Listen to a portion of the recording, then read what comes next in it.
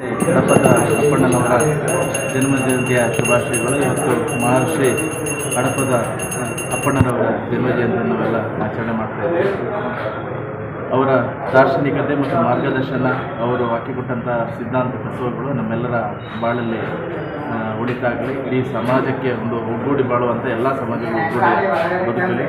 ಹಾಗೂ ಅವರು ನಮಗೆ ತಿಳಿಸಿದಂಥ ಒಂದು ಸಮಾಜದ ವ್ಯವಸ್ಥೆಯನ್ನು, ಒಂದು ಜಾತಿ ವ್ಯವಸ್ಥೆಯ ವಿರುದ್ಧವಾಗಿ ಎಲ್ಲರೊಂದಿಗೆ ಬದುಕುವಂಥ ಮತ್ತು ಒಂದು ಸಮೃದ್ಧವಾದ ಕರ್ನಾಟಕವನ್ನು, ಸಮೃದ್ಧವಾದ ಭಾರತವನ್ನು ಕಟ್ಟುವಂಥ ಒಂದು ಆದರ್ಶ ಗುಣಗಳು ನಮಗೆಲ್ಲ ಆದರ್ಶಪ್ರಾಯವಾಗಿರುವಂಥ ನಮ್ಮೆಲ್ಲ ಬಂಧುಗಳಲ್ಲಿ ನೆರೆದಿದ್ದಾರೆ. ಅವ್ರಿಗೆಲ್ಲರಿಗೂ ಶುಭವಾಗಲಿ ತಿಳಿಸಿ ನಮ್ಮ ಒಂದು ಹಡಪದ ಅಪ್ಪಣ್ಣ ಕಾರ್ಯಕ್ರಮನ ಆಯೋಜಿಸಲಾಗಿದೆ ತುರುವೇಕೆರೆ ತಾಲೂಕು ಆಫೀಸಿಗೆ. ಈ ಕಾರ್ಯಕ್ರಮವನ್ನು ತುಂಬ ಅದ್ದೂರಿಯಾಗಿ ಆಚರಿಸ್ತಾ ಇದ್ದಾರೆ.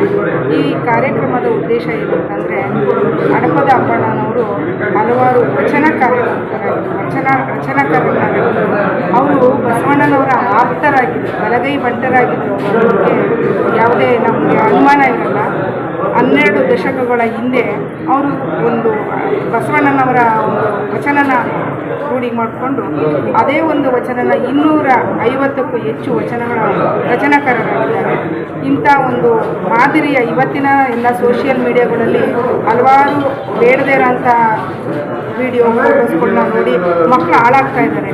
ಆದರೆ ಇವತ್ತು ದಿನ ಈ ಹಡಪದ ಅಪ್ಪಣ್ಣ ಏನಿದ್ದಾರೆ, ಇವರ ವಚನಗಳನ್ನ ತಿಳ್ಕೊಂಡು ಮಕ್ಕಳುಗಳಿಗೆ ಮುಂದೆ ಮಾದರಿ ಮಾಡಬೇಕು. ಏಕೆ ವಚನಗಳನ್ನ ತಿಳ್ಕೊಳ್ಳೋದ್ರಿಂದ ಹಲವಾರು ದೈವಗಳ ಮೇಲೆ, ಹಿರಿಯವ್ರ ಮೇಲೆ ಒಂದು ಭಕ್ತಿ ಇರ್ತಿತ್ತು.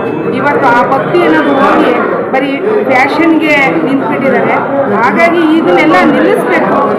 ಅತಿ ಹೆಚ್ಚಿನ ಮುಂದಿನ ಇವತ್ತಿನ ಮಕ್ಕಳೇ ಮುಂದಿನ ಪ್ರಜೆಗಳು.